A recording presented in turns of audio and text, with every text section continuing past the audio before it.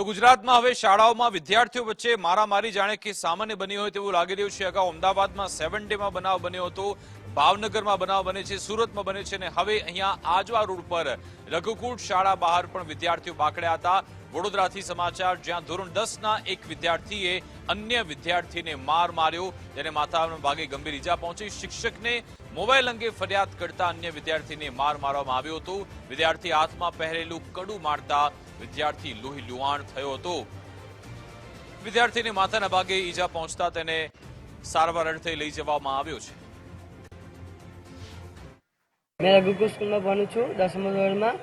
एक छोकरो मोबाइल लावेलो ते मैं मैडम ने कीधुं, एनो भाईबंध मने एवुं कहे छे के कम तू मैडम ने कीधुं ए कारणे बार मने मार्यो, कड़ू मार्यो। जेने कड़ू मार्યું છે એ છોકરાનું શું નામ? નૈતિક માછી। બરાબર। અને તમારા જે ક્લાસ ટીચર છે એમને છોકરા પર કઈ એક્શન જેવું કઈ લીધું? હા લીધું, ફોન કરીને બોલાવી લીધા અહીંયાથી વાલી। આ તમને જે કડું બહુ વધારે વાગ્યું છે? હા, ઘા અંદર ઘૂસી ગયું છે। તમને દવાખાને લઈ ગયા કે નહીં?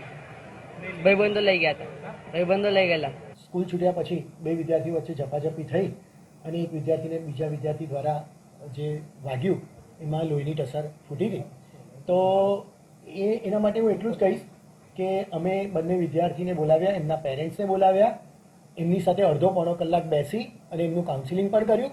બંને પેરેન્ટ્સે એવું કીધું કે હા, જે વિદ્યાર્થી દ્વારા વાગ્યું છે તેણે પણ પોતાની માફી કબૂલી અને એણે પોતે માફીપત્ર પણ લખી આપ્યું છે કે હા, મારા દ્વારા ભૂલ થઈ છે અને હું ફરીથી આવું ક્યારેય નહીં કરું।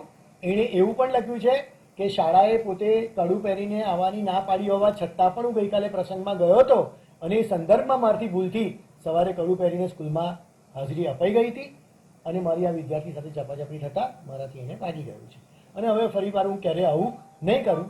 એ બંને પેરેન્ટ્સ સાથે બેસી એ મામલો સુલઝાવી અને પછી જ હું અહીંયા મારી ઓફિસમાં બેઠો છું। એટલે અમે ખૂબ આના માટે વિચારશીલ પણ છે અને આવા મામલાને રોકવા માટે પૂરેપૂરો અમારા તરફથી પ્રયત્ન પણ કરતા હોઈએ છીએ।